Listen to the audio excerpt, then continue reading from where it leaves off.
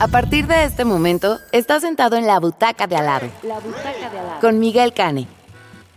Hola, ¿qué tal? Soy su monstruo estrella favorito, Miguel Cane, y esto es La Butaca de Al Lado. Buenas tardes, buenas noches o buenos días, según sea el momento en el que ustedes sintonizan este podcast. Y pues hoy vamos a hablar de una serie que gusta mucho, que yo no pensé que a mí me fuera a gustar y también me gustó mucho. Y que en realidad no deja de sorprendernos al público, porque es una serie muy sorprendente. Y vamos a hablar de esa serie con un invitado muy especial a esta butaca. Nos acompaña el actor Ignacio Rivapalacio. Muchas Nacho, gracias. qué gusto tenerte con nosotros. Nacho es muy conocido principalmente por su trabajo en la pantalla chica, pero también es un espléndido actor de teatro. Y bueno, en realidad es un espléndido actor en donde se pare. Es excelente. Así que prepárense, porque nos la vamos a pasar muy bien hoy en la butaca del lado, hablando de Ted Lasso. ¿Qué tal? ¿Cómo llegaste tú de espectador a Ted Lasso y por qué elegiste Ted Lasso cuando te sugerí que habláramos de lo que tú quisieras aquí en el podcast? Pues llegué tarde a Ted Lasso. O sea, yo la acabo de empezar a ver hace mes y medio, cuando la serie ya tiene 3 temporadas y ya va por una cuarta. Que ahora, primero habían dicho que se iba a quedar nada más en esas 3 y ahora ya dijeron que sí iba a haber una cuarta. ¡Qué chido! Y a mí, mira, yo me tardo años en ver series. O sea, como que me doy mi tiempo, me veo un capítulo a la semana, 2, pero no soy de sentarme un día a echarme 3, 4 capítulos, un maratón, para nada. Yo como que las voy de uno por uno, diseccionando, lo asimilo, después veo, o sea, como que... Y veo al mismo tiempo varias, pero con Ted Lasso me pasó diferente. Fue como de, oye, a ver, ni me gusta el fútbol, no tengo ni idea de qué va, o sea... Me pasó lo mismo. ¿Qué es esto del fútbol? No me importa. No, de hecho a mí me caía mal Jason Sudeikis. Me caía mal de su época de Saturday Night Live. De Saturday Night Live. Y en las películas en las que lo había visto y yo decía, who's this creep? ¿No? Payaso. Sí, no, o sea, ¿qué onda con no? Me caía gordo. Y no solo me caía gordo como intérprete, sino que él como persona, así como que dice, ay, qué vibra tan pesada de este cuate, ¿no? Pero, como tú dices, ¿no? O sea, sí. Algo me pasó con Ted Lasso. Me pasó así, lo empecé a ver un día... Y dije, a ver, porque estaba ahí en Apple TV. Aparte, yo no tengo Apple TV. O sea, yo no tenía la suscripción a la plataforma. Y entonces un día dije, ay, no, es que ya tienen muchas cosas buenas. Ya me hartó Netflix, ya me hartó el otro, ya me hartó este. Vamos a contratar nada más por los 7 días gratis, ¿no? Ajá, a ver qué hay. Ajá. Y dije, a ver, lo primero que me salió fue Ted Lasso.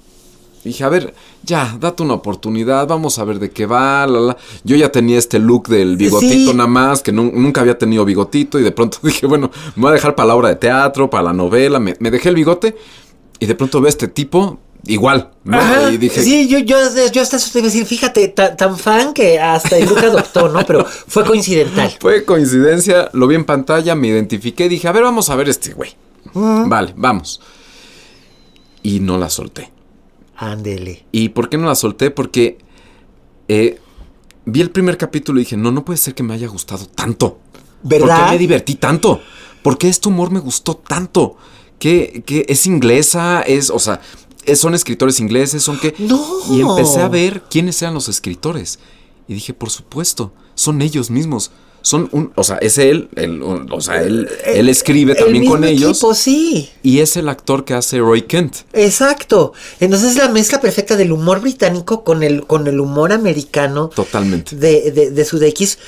Pero a mí además lo que me sorprendió mucho es la bonomía, el optimismo, la buena onda de esta serie, sobre todo cuando estamos acostumbrados en estos tiempos que vivimos a que el humor es negro como la tinta china. O sea, sí hay humor, pero es pesado. O es un humor muy negro, muy pesado, o es un humor demasiado frívolo. Y no hay como que un punto medio. Exacto. Y te digo, además, a mí me caía gordo Jason Sudeikis. Sí, pero el tipo de comedia que hacía, ¿no? Que era súper burda. Súper burda y chistes de baños y de... Ni un solo chiste de caca, culo, pedo, pis en Ted Lasso. ¿Cómo? O sea, ¿en quién están pensando para hacer esto? Después supe que Ted Lasso es un personaje que originalmente habían creado para una serie de sketches. Ajá. Precisamente para transmisiones deportivas, me parece. Exacto. No estoy muy seguro. Pero después decidieron que como funcionaba bien y como le caía bien el personaje a Sudeikis y tenía este deal con Apple Plus, Ajá. crearon la serie. Y decidieron darle además un formato muy a la inglesa. Sí. O sea, una serie cada año de 40 minutos. De 40 minutos, 10 capítulos. Exacto, sí. Y eso era todo. Y la historia es un poco pez fuera del agua, que es muy tradicional, ¿no? Pero lo que me sorprendió es lo bien que me funcionó. No me resultó indigesta, ni me cayó mal él, ni... No, nadie. Nada. Y aparte, lo que me gusta de esta serie, me parece, además del humor que tiene, es cómo es la vida de este cuate en un país extranjero y cómo se defiende, y al final empiezan a salir sus demonios, empiezas a entenderlo un poco más, te empiezas a encariñar más con el personaje. En fin, y de pronto sacaron ya a este villano que Nate empieza a perder la cabeza y el piso y todo. Y cómo... Que me sorprendió muchísimo porque... Todo. O sea, el arco de Nate fue así como... Sí, de la nada. Pero él también es escritor. Claro. O sea, él dijo, oigan, ¿saben qué? Siento que a esta serie le hace falta esa dosis de maldad, ese villano, ese que pone un obstáculo, ese contrapunto. Hace falta eso, no puede ser todo bueno y estamos como en intensamente como la muñequita esta amarilla que está todo el tiempo feliz. Ajá. Y es de, no, a ver, algo debe haber aquí de oscuridad. Y eso también se me hace bellísimo. Y además sus resentimientos son perfectamente justificados y se van justificando desde el primer capítulo. Es más, puedes decir que Ted Lasso en la primera temporada y la primera mitad de la segunda temporada es como Frankenstein en un cierto sentido, es como el Dr. Frankenstein. Él solito está creando, no solamente está creando un gran equipo, está creando también al que va a ser su némesis, sin proponérselo, pero lo está creando. Completamente. Y al final... Todavía no la acabo de ver, voy en la tercera, todavía no me lo spoileen. Todavía no te spoileo nada. No me nada. spoileen el final, pero a mí este giro que dan los actores que salen de Saturday Night Live, los que sí se atreven a salir de Saturday Night Live y quitarse como esa vestidura de, bueno, ya no solamente hago comedia, sino también puedo hacer otras muchas cosas en otros formatos, a mí se me hace maravilloso. O sea, lo que pasó, por ejemplo, con este actor que se me está olvidando el nombre. Bueno, que hizo Barry, la serie de Barry. Sí, por supuesto. A mí, él también se me hace otro súper actor.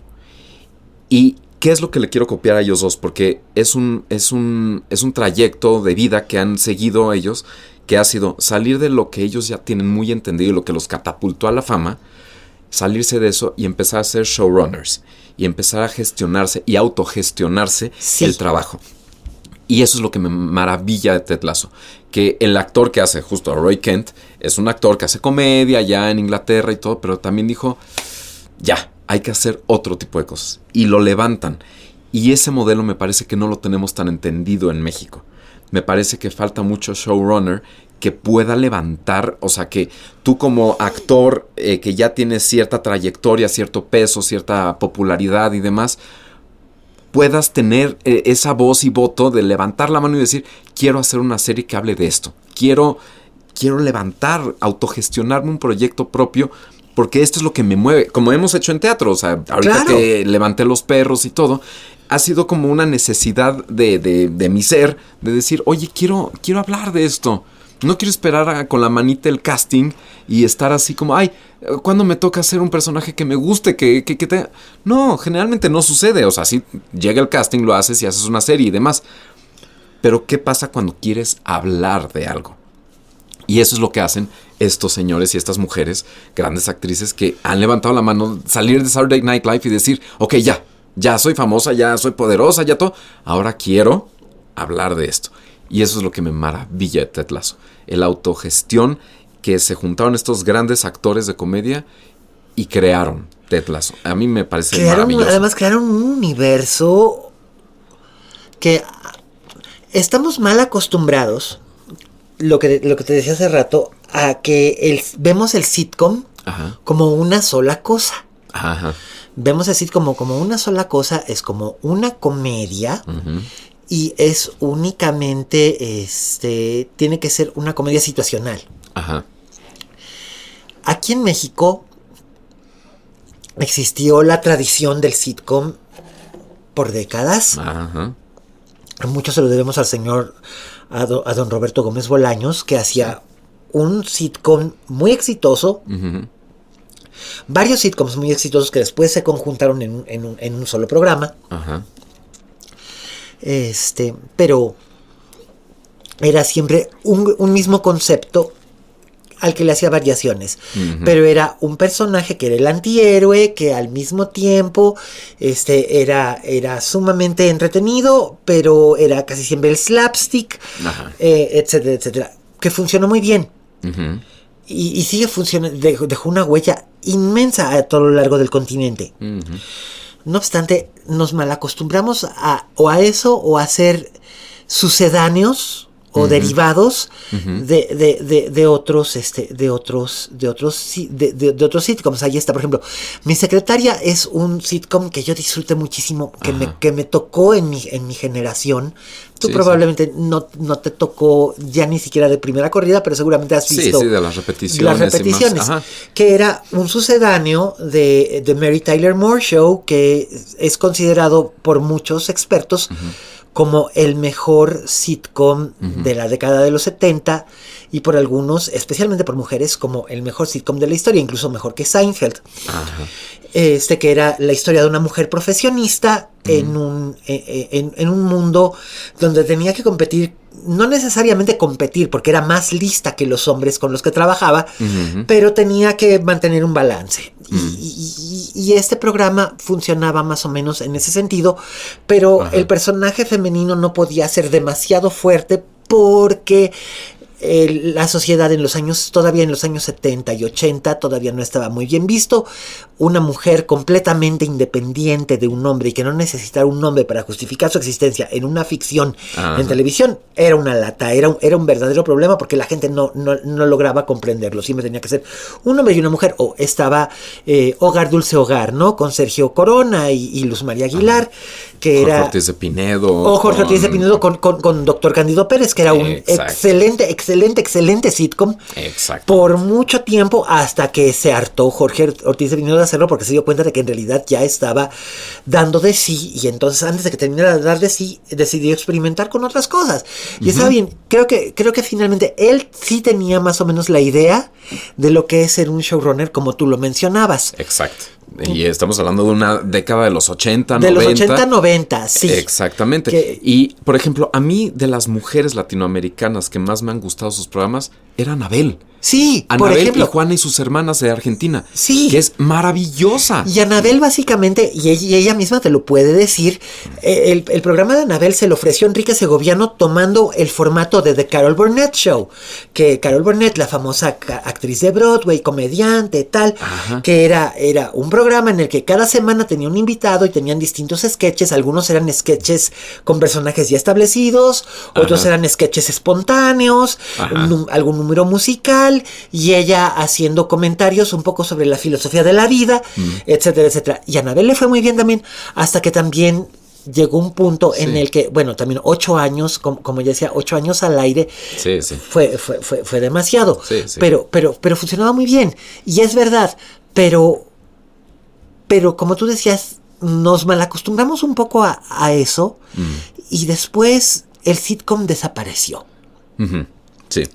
El sitcom desapareció, ahora sigue apareciendo de alguna forma, no solo en televisión abierta, que en televisión abierta sigue existiendo. Sigue habiendo sus sitcoms, pero son sitcoms que están que tratan de seguir una fórmula que ya se hizo en los 90. O sea, hay como un retraso como de 20 años en ese concepto, o se están resucitando sitcoms de los años 80 o 90, Casados con hijos, Enloqueciendo contigo. Exacto. Lo cual no está nada mal.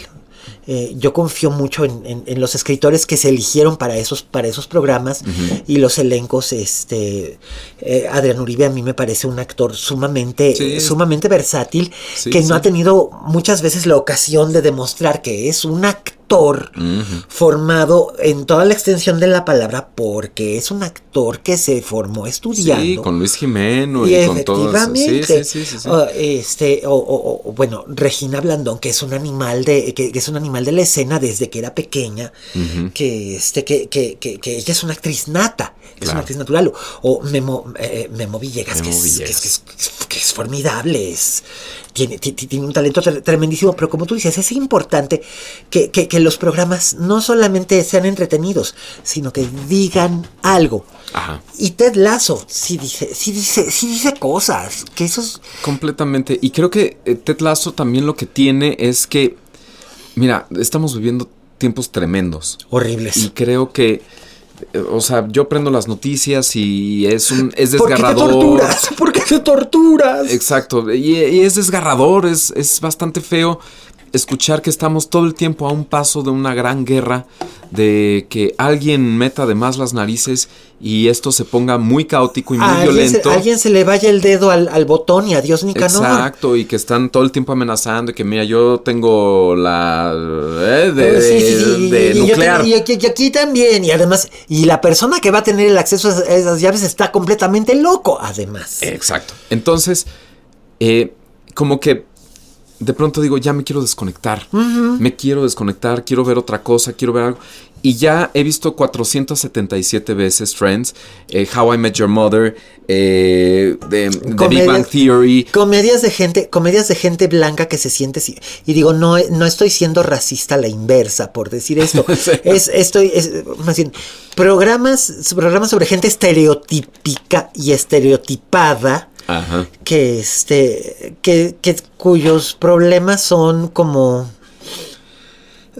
muy estereotipados y muy limitados, ¿no? Sí. Y aparte de que a mí Friends nunca me hizo mayor gracia, ni siquiera en su primera corrida, por su larga carga. Fíjate que no era tanto porque todos fueran blancos o porque vivieran esta vida completamente irreal en Nueva York, viviendo en esa clase de departamentos sin tener trabajos fijos, ¿no? No es tanto eso, finalmente. Puedo entender que es televisión y eso no me importa. Sí. A mí lo que me molestaba era la carga de homofobia que había en Friends. Sí, completamente. Y todavía hay gente que me lo discute, ¿sabes? Y digo, por Dios, hay gente que hizo estudios sociológicos acerca de eso, y es capítulo por capítulo y escena por escena de todos los cuántos se estigmatizaba ser gay y que era terrible, ¿no? Y los comentarios y los chistes crueles y homofóbicos que ahí está todo eso. Sí, y por ejemplo, a mí se me critica mucho, o sea, con la gente que me llevo, mis amigos, mis amigas y todo, que yo amo Two and a Half Men. Ok. Amo esa serie. Ok. Pero sí, hay una carga enorme de estos dos hombres que tienen pavor a que un hombre los toque o que se encuentren con un hombre. Entonces, consumen mujeres, sexo, droga, alcohol. Y viven juntos, ¿no? Porque uno es un inútil y el otro, pues, le dio el golpe de suerte que escribía jingles y era millonario. Sí. ¿No? Que también es un problema totalmente lejano a nuestra realidad.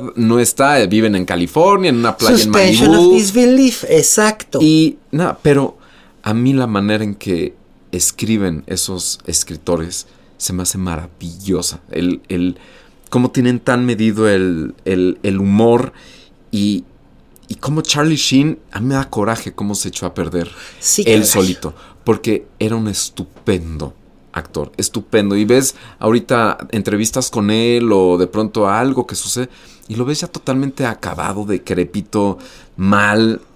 Y porque la misma industria lo sacó. Sí. Él fue de los primeros Me Too de la vida. O sea, ya conocido como Me Too. Fue de las primeras personas que se le acusó de tú acosabas, tú hacías, tú bla bla. Y bueno, pues sí, y se echó a perder la carrera. Fueron las capas de que se fue sabiendo de que no solamente mujeres, acosaba hombres, mujeres, todos, niños, sí. Bueno, hasta todo lo que se moviera. Sí. Y él tenía un desajuste y un problema de adicción desde muy joven, que además nunca se le ayudó a buscar ayuda. Sí. Y es una verdadera tragedia, sobre todo porque el caso de Charlie Sheen él es hijo de este gran actor, Martin Sheen, que hizo hasta lo imposible, hasta aquí puedes llegar, ¿no? Sí, ¿Qué tanto puedes hacer, no? Sí. Entonces sí, es una verdadera historia triste. Pero sí puedo entender perfectamente bien que todos tenemos una serie que nos gusta por razones inexplicables. Por ejemplo, yo disfruto muchísimo una serie que se llama Blue Bloods, que es la cosa más ñoña y melodramática y regañona de policías que existe, y sin embargo a mí me gusta, como Olivia Benson, ¿no? Me hace sentir acompañado, o sea, lo pongo y estoy escribiendo o estoy haciendo lo que estoy haciendo, pero pues ya nada más oír esas voces.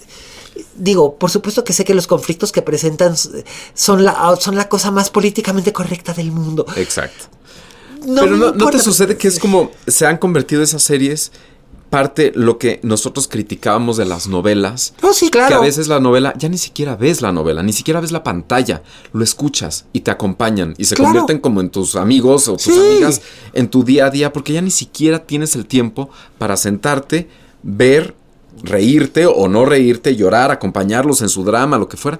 Ya se convierten en acompañantes. Es de, ay, mira, yo a mis hijos, a mis gatos les pongo así de, bueno, ahí va 2.5 Men, y les pongo y ellos de pronto se sientan, ven que hay como movimiento, sonido, risas. A mí me pasaba con mi perra y con las Gilmore Girls. Reconocía el tema de las Gilmore Girls, y entonces ya se echaba en el sillón porque reconocía la música, y entonces se quedaba ahí, o sea, veía el movimiento y oía las voces y se sentía acompañada, y yo podía hacer mis cosas. Y no es que me disgustara Gilmore Girls, al contrario. Es solo que pues ya llegó un momento en el que mi atención ya no era indispensable prestarle atención a esto. Pero con Ted Lasso me pasa que ahí sí le tengo que estar prestando atención. Completamente. Y además porque el inglés, ahí sí yo tengo que leer subtítulos porque tienen un inglés.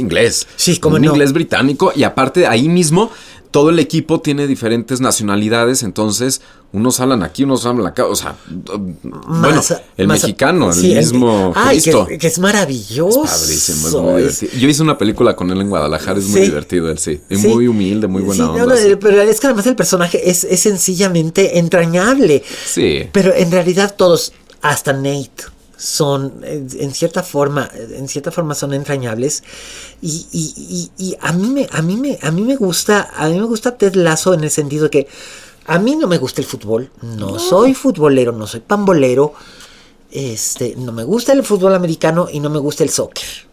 De hecho, no me gustan los deportes, no me interesan. Ahora sí que fui el estereotípico niño gay al que no le interesaban en absoluto los deportes. Los deportes. Tampoco me interesaba el ballet, así que bueno, tan estereotípico no era, pero los libros sí. Pero los libros ya estaba metido. El teatro, sí. ¿qué tal? Y el cine. Exacto. El cine. No, era ver a Audrey Hepburn o a Natalie Wood y que se me cayera la baba, ¿no? y por supuesto, y al principio todavía tenían los adultos esperanza de que se me cayera la baba porque estuviera enamorado de Natalie Wood o de Audrey Hepburn, pero no es que estuviera enamorado de ellas. Es que yo quería ser alguien que fuera como ellas o lo que estaban representando, pero tampoco quería ser mujer, pero bueno, es algo más complicado que eso, o menos complicado que eso, según se vea. Pero en este sentido, creo que Ted Lasso, no sé si a ti te pasa, pero a mí Ted Lasso lo que me pasa cuando la veo es que me dan ganas de que esa gente esté en mi, o sea, estuviera en mi vida, o sea, que fueran mis vecinos o que fueran mis cuates, ¿no? Y mira que además te digo que me sorprende porque estamos hablando de un Jason Sudeikis que te digo, a mí me caía mal. Ajá.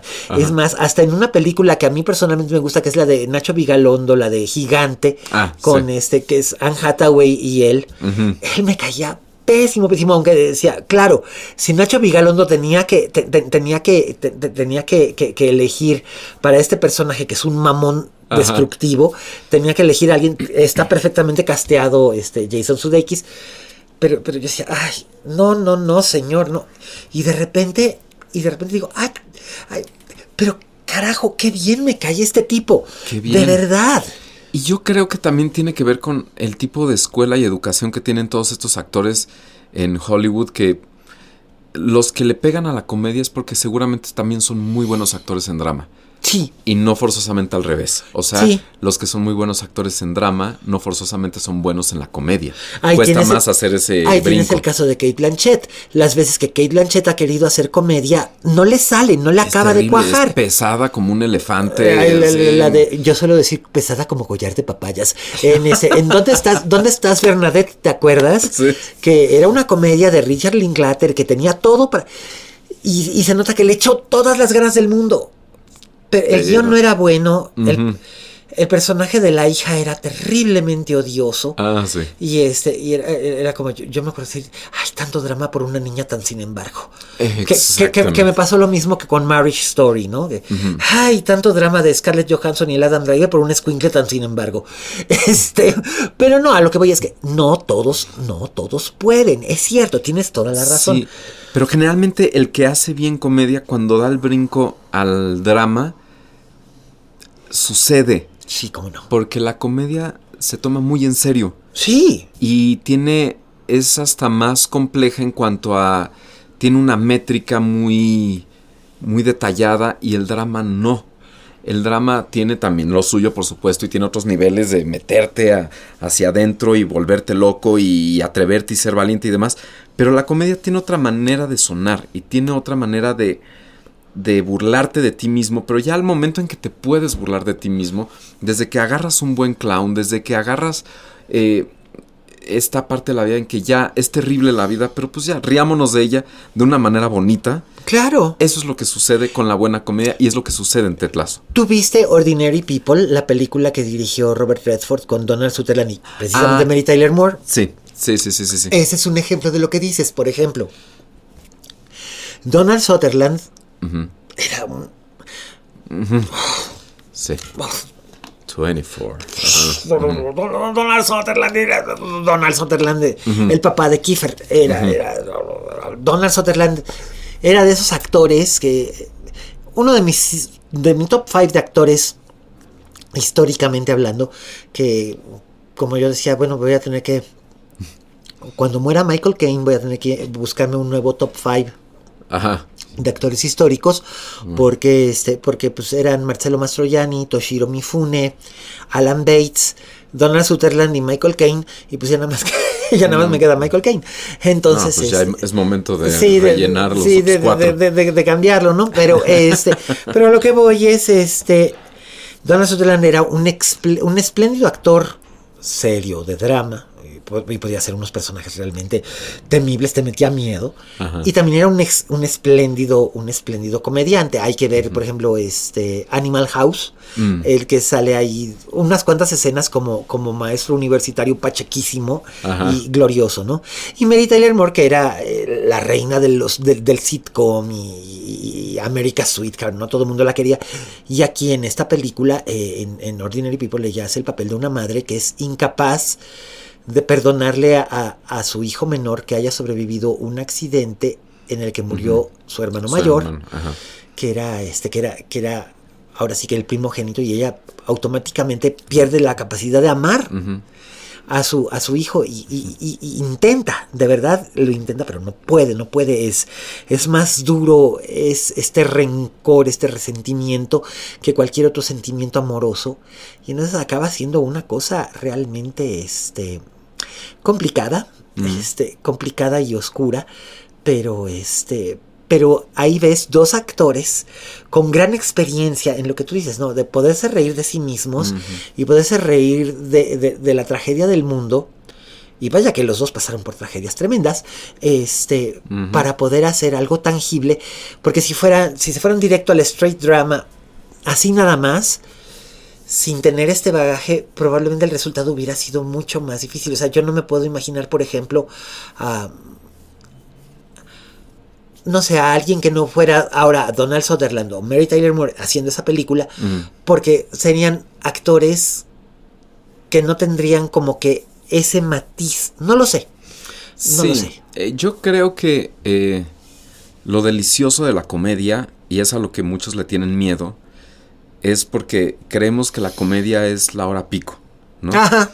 O que es como el Desde Gallola, o es ese tipo de programa. Sí. Y me parece que hay una comedia deliciosa también allá afuera y un gran bagaje de la comedia e incluso del cabaret, que es como es desnudarte, saberte burlar de ti mismo y poderlo proyectar y hacerlo con gozo. Y tomarlo muy en serio. Aquel gran programa que hacían Ausencio Cruz y Víctor Trujillo, La Caravana. Exacto. La Caravana, que tal vez no te tocó, pero... Pero sí, ahí está. Es un referente, que era básicamente volver al teatro de revista que se hacía al principio, a principios de siglo, en los años 20, en los años 30, con un comentario mordaz. Y además estaban en la televisión, que en ese entonces era televisión del Estado. Entonces, para hacer su sátira político-social, tenían que ser muy audaces y muy ingeniosos. Y después vino una época de apertura en la que sí se pudo hacer mucho de esto. Por desgracia se engolosinaron con el recurso. Y ahora, bueno, vete tú a saber ahora qué es lo que vaya a pasar, ¿no? Pero lo que tú dices es cierto. La comedia tiene muchas vertientes, muchos legados y muchas cosas maravillosas que ofrecer. Ahora bien, ser un comediante, y esto tú lo sabes, porque has hecho series de televisión dirigidas al público infantil, has hecho series juveniles, has hecho telenovela, has hecho series, melodramas serios, has hecho teatro del absurdo, El loco y la camisa, has hecho teatro musical, fue un gran Simba en el Rey León. Bueno, yo no fui Simba, ese era Carlos Rivera. No, ¿quién eras tú? Yo era Ed, la hiena tonta, o Timón. Es cierto, un gran timón, perdón, Sí. Tiene un gran timón. Ya, yo te vi haciendo timón, perdón. Mira. Bueno, sí, Carlos Rivera sí, pero bueno, yo te vi haciendo un gran timón. Y al mejor cazador se le va la liebre, señor. Y incluso hacer tragicomedia como estás haciendo ahorita en Los Perros, ¿no? Que entonces existe como que una gran variedad de matices y de tonos. Y Ted Lasso finalmente es algo que creo que es muy nutritivo para los espectadores. En este caso, los espectadores como yo, que no nos dedicamos a la interpretación, pero creo que tiene un extra especial para quienes se dedican al arte creativo, ¿no?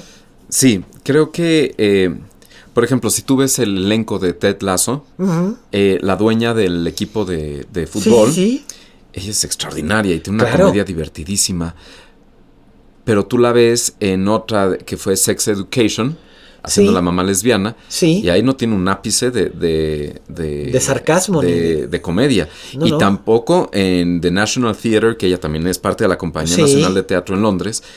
Ella ha hecho Shakespeare, ha hecho, grandes textos. Y es espléndida. Y seguramente muchos de ellos no había absolutamente nada de comedia. Pero entonces a eso voy. Creo que el cómo van generando estos elencos tan eclécticos, pero que lo que los une es una comedia tan fina, tan bonita, tan bien bordada, que seguramente en el casting no fue de un chiste de pastelazo, sino era una escena que pudiera ser una escena muy dramática, pero si la trabajamos la podemos llevar a la absoluta comedia.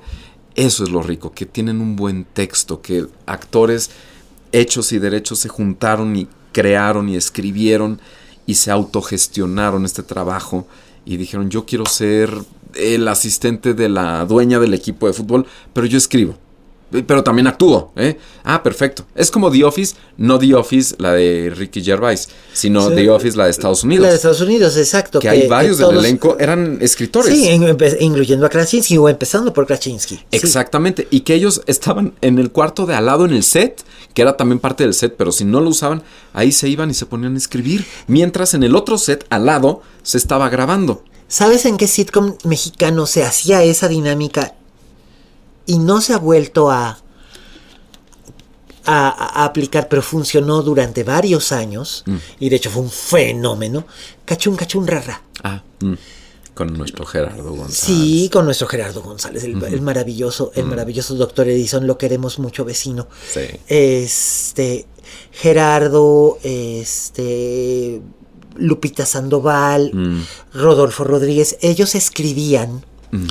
Entonces ellos digamos que tuvieron la libertad de que los dejaran Pati Juárez y Luis de Llano.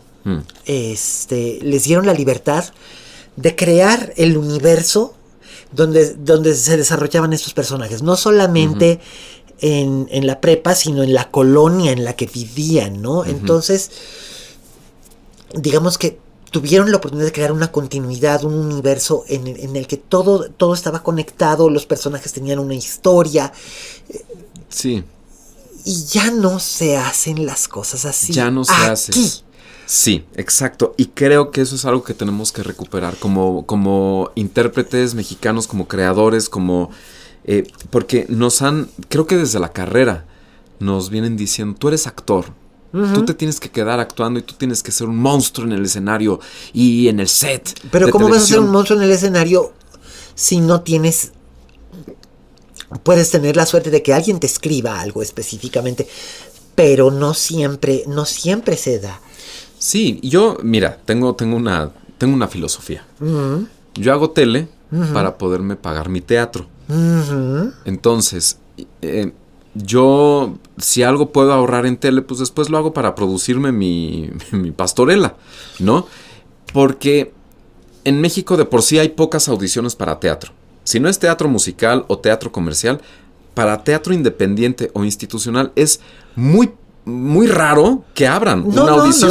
Nosotros no tenemos que levantar.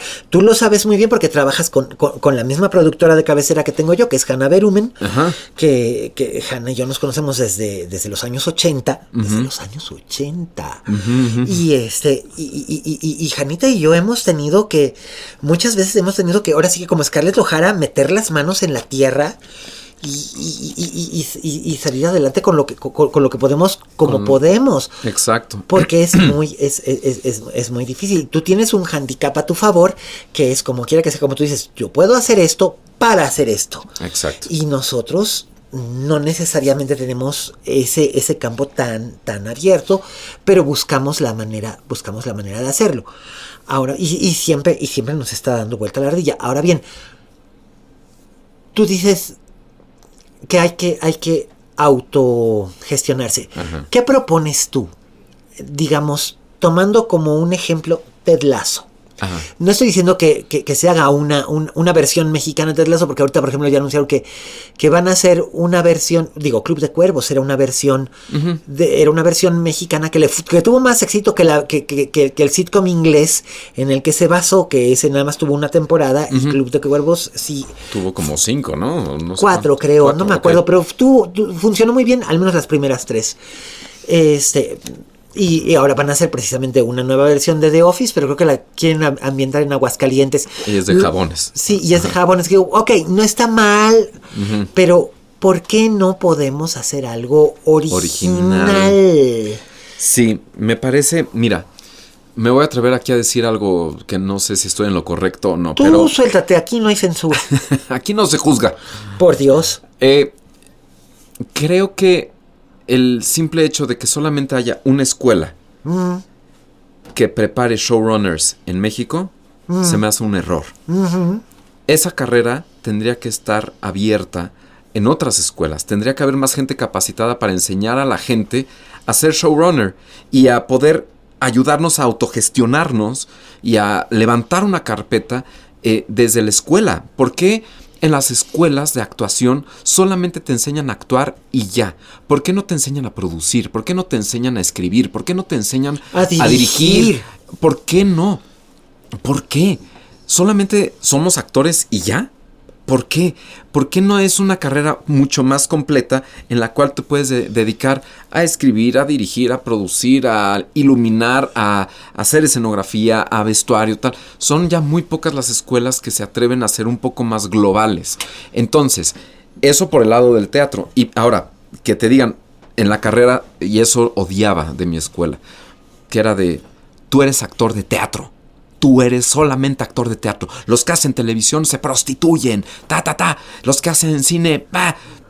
Y esos mismos maestros que nos dijeron en esa época que éramos unos prostitutos por hacer televisión, hoy en día están haciendo series, hoy en día están haciendo novelas, hoy en día están haciendo películas. Mi vida, todos tenemos que comer de algo. Y está bien.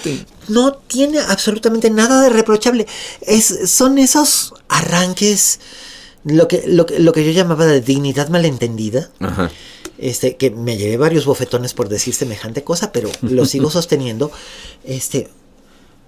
Vamos, yo no volví a actuar desde la infancia. Uh-huh. Y lo dije, y es más, lo he dicho frente a este micrófono más de una vez. Es más, se lo dije a Alfonso Dosal. Uh-huh. Yo ya no actué porque sentía que lo mío estaba en otra parte, lo mío estaba en escribir y en crear de otra manera, porque sentía que yo no tenía el compromiso físico y mental que hacía falta, la estamina que hacía falta para poder además ser intérprete y actuar. Porque él decía, ay, no, es que los actores somos muy frívolos. Y digo, no, mi querido Dosal, no va por ahí.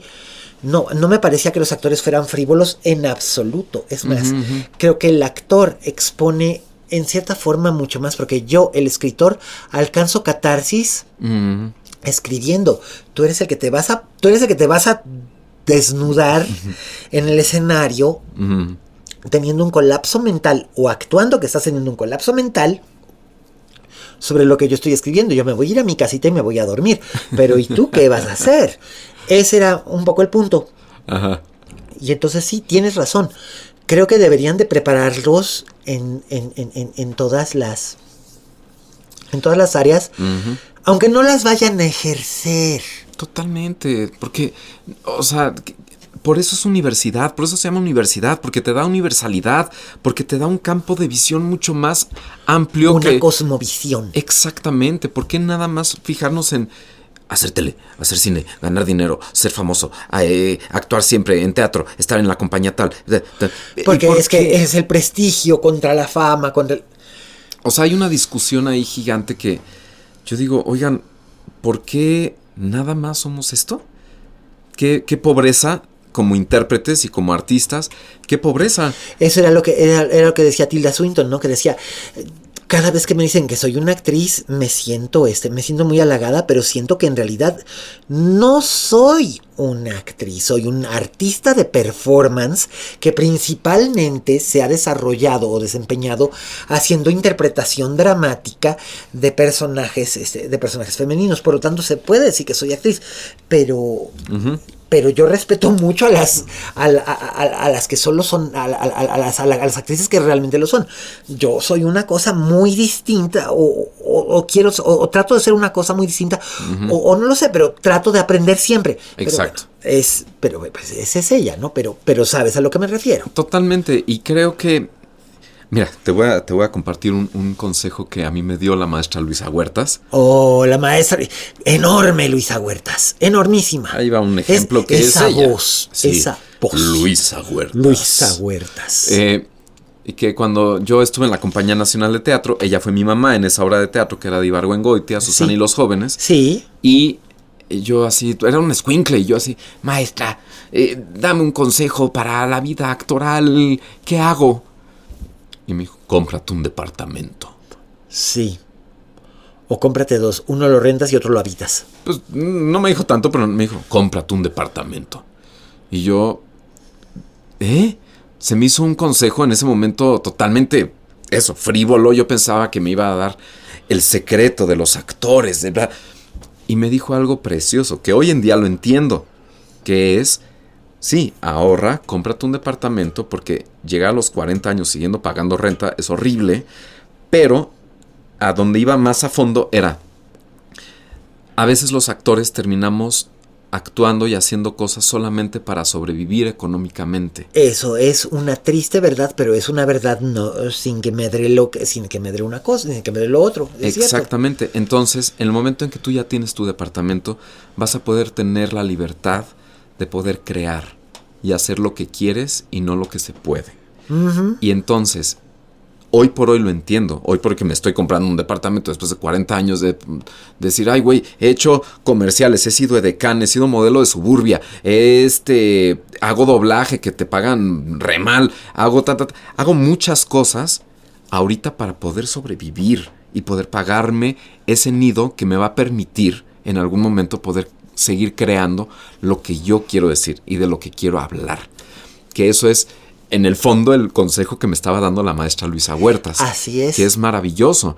Entonces, eso creo que hacen estos señores Sí. de Tetlazo. Ellos tienen otra realidad, ellos seguramente económicamente están en otro punto, Sí. tal.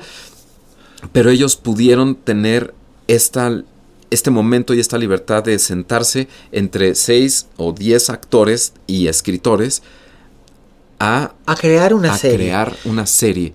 Y eso es lo que siento que en México nos hace mucha falta. Y porque no creo que lo hagan desde el ego. No. Lo hicieron por la necesidad de hablar de algo. Y decir algo. Exacto. Y algo que une a todo el mundo, que es el deporte. Pero que realmente justamente habla de eso. El deporte no es lo que une la humanidad. Une este corazón con ese corazón, estamos sobreviviendo juntos y nos tocó estar en un equipo de fútbol. Bueno, pero ¿cómo sobrevivimos siendo humanos? Y eso es maravilloso. Y sobre todo, sin chingarte al prójimo, de una manera optimista, que no es ñoña, que no es, únete a los optimistas, cierra los ojos a este pendejo. No, es, ok, este es el mundo en el que estamos, es un mundo muy jodido, pero vamos a hacer lo más... Perdón. ¿Benevolentes? No. Vamos a hacer lo más coherentes posible para que el mundo no lo vamos a poder cambiar. El mundo, la cosmovisión del mundo, pero al menos el microcosmos en el que vivimos lo podemos hacer más vivible, más amable. Exacto. Que yo creo que ese es el punto. No el mensaje, porque detesto cuando la gente dice, es que es una película con mensaje. Con mensaje. Todo tiene mensaje. Pero lo que tú escribes tiene mensaje. Jamás.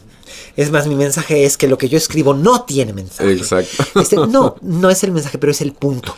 Sí. El punto es, ok, este es el mundo jodido en el que vivimos, pero yo no te voy a joder. Y creo que eso es lo que dice Ted Lasso. Y creo que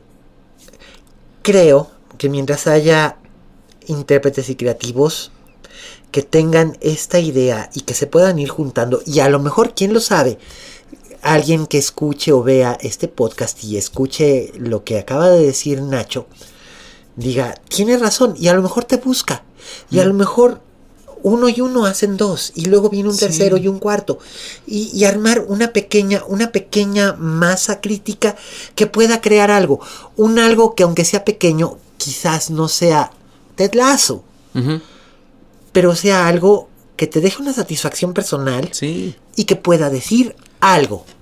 Creo que eso es lo más importante. Y bueno, aquí como yo no tengo absolutamente ningún pudor ni ninguna vergüenza, desde aquí le digo a Nacho que para lo que necesite, él, bueno, además tú siempre lo has sabido, No, que para lo que necesites y necesitas a alguien que teclee las cosas, pues aquí estoy.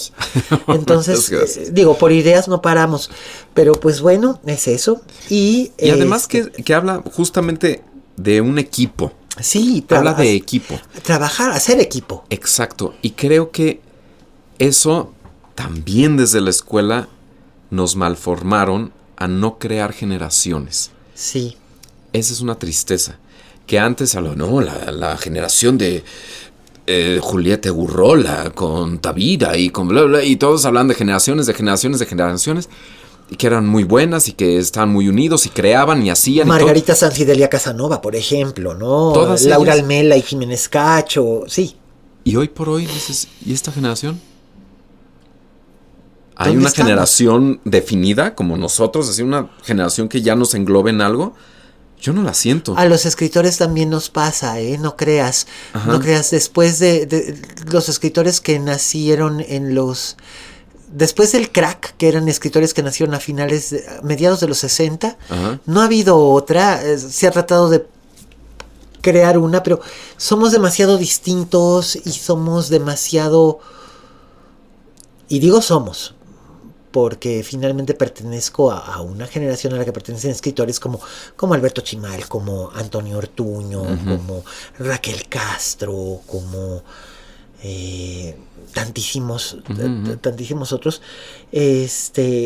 que nos hemos como desperdigado y no acabamos de confiar los unos en los otros para tener una cohesión, Ajá. que es un poco lo que tú señalas. O una identidad. O una identidad. ¿Y por qué no? ¿Por qué no hicimos eso? ¿O por qué no estamos haciendo eso? Oigan, tenemos fuerza, tenemos todavía energía, tenemos cosas de que hablar. Evidentemente tenemos unas necesidades impetuosas, por eso somos actores y creativos y me choca la palabra artistas, pero bueno, pues somos artistas. No, pues, pero es la verdad, porque artistas de hacer arte. Sí. Y está, por supuesto, abierto a cualquier clase de interpretación, porque finalmente el arte es subjetivo, pero you know what I mean. Exactamente. Entonces, pues, sí, puede sonar muy pedante. Pero bueno, sí. Artistas que queremos seguir contando historias. Y mira, la pandemia no nos detuvo. Eso nos pudo haber dado una identidad de lo que hicimos los actores y directores y escritores en ese momento para salir adelante. Y se hizo y ahí vamos. Acabó la pandemia y otra vez fue como, ¡fum! Tú en tu trinchera, yo en la mía. Y no se hace nada en conjunto. Lo está pasando con los metro. Igual, pues un sector, se vio afectado por tal. Hay gente que ni le importó y es, ay, bueno, ya si no están los metros, pues ya no pasa nada, hombre. Y oigan, no. ¿Por qué somos tan indiferentes a los demás? ¿Por qué somos tan indiferentes a las necesidades que tenemos como generación? Y por eso me gusta Ted Lasso, porque no son de la misma generación muchos. Hay unos más grandes, otros claro, menores, los más jóvenes. Y aún así se juntan, lo hacen como equipo y crean. Hombres y mujeres, además. Totalmente.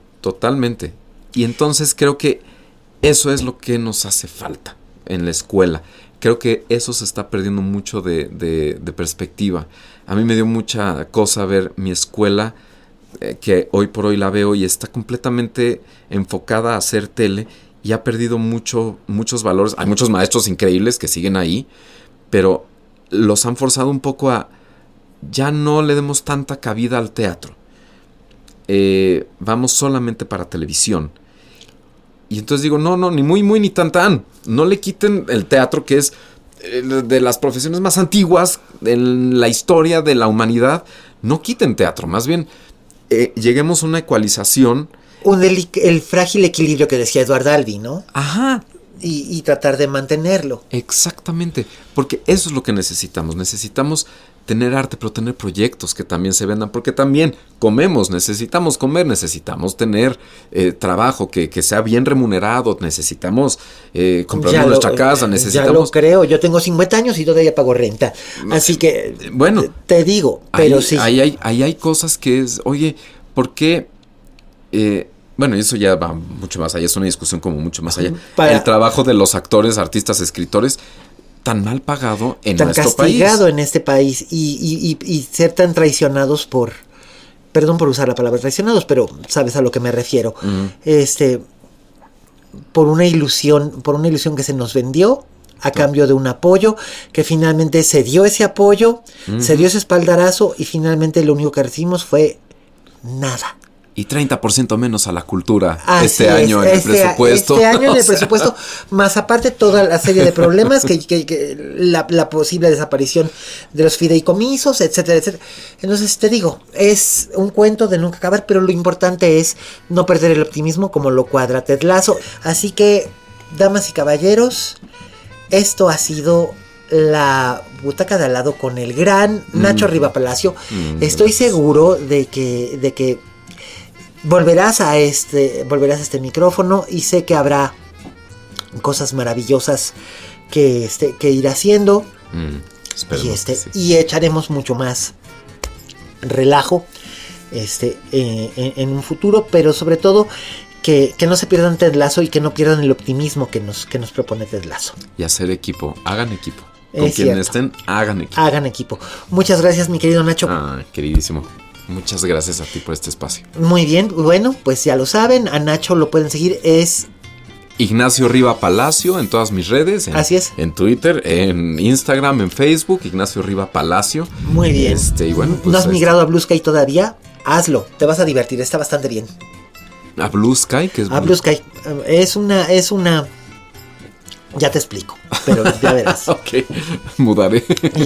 Y bueno, pues ya lo saben, queridos escuchas. Como dijo la Betty Davis, si en este negocio no tienes fama de monstruo, no eres una estrella.